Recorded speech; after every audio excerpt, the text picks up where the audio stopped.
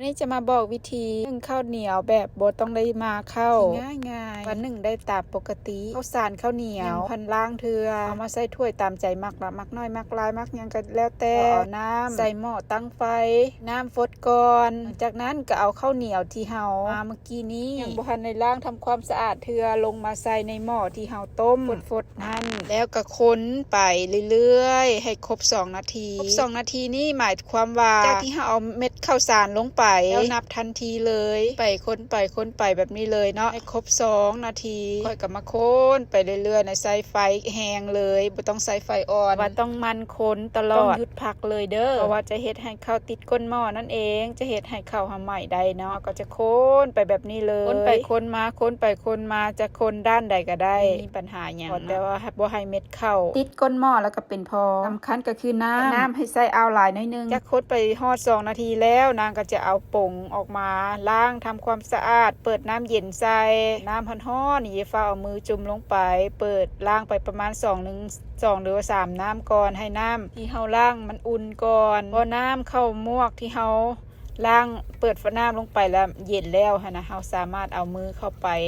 ซาวๆแล้วก็เอาเม็ดข้าวมาถูๆให้เมือกข้าวออกเบิดก่อนถ้าหากว่าเฮาบ่เอาเมือกข้าวที่เป็นเมือกอยู่ในเม็ดข้าวมันออกเบิดน่าจะเฮ็ดให้ข้าว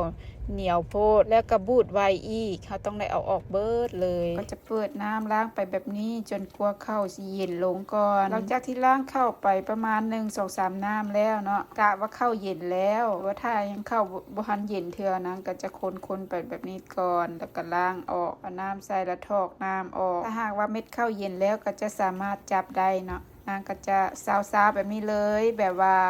เอามือมาซาวๆเข้าให้น้ำเมือกเข้าหรือว่าแนวเมือกหันออกจากเข้าเม็ดเข้าหันให้เบิดเลยแล้วก็ล้างอีก2น้ำจนกว่าน้ำที่เฮาทอกลงไปใสๆขึ้นเนาะก็ได้แล้วหลังจากที่ล้างทำความสะอาดเรียบร้อยแล้วนะก็จะเอาไปใส่หวดข้าวที่เฮาล้างทำความสะอาดเรียบร้อยแล้วจากที่เอาเข้าลงใส่หวดแล้วเรียบร้อยแล้วนะก็จะเอาน้ำมาหวดใส่ให้เข้าเพียงกันก่อนจากนั้นก็ไปตั้งหม้อนึ่งเนาะใส่น้ำหน่อยนึงกะว่าข้าวสุกนะก็จะตั้งแล้วก็เปิดไฟจากนั้นก็เอาหวดมาใส่นะหวดนี่ต้องเสด็จน้ำก่อนประมาณดึงอันนั้นยกให้น้ำออกจากหวด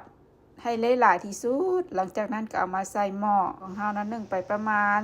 17-18นาทีก็สามารถซิกข้าวได้แล้วนางก็จะมาซิกข้าวหลังจากที่ซิกข้าวแล้วนางก็จะนึ่งต่อไปอีกประมาณ5นาทีเนาะนึ่งต่อไป15นาทีกะว่าข้าวสุกสามารถเอามานึ่งแบบเฮาเคยนึ่งที่ข้าวมาแล้วนะแล้วหลังจากผ่านไป5นาทีหน้าตาที่ออกมาก็จะได้ประมาณนี้เนาะบ่เหนียวติดมืองามคือเก่าเก็บไว้ข้ามคืนมื้ออื่นบ่อุ่นก็ได้สามารถกินได้เลยอ่อนดีงามบ่แข็งกระแดงคือเฮาไปมาปกติ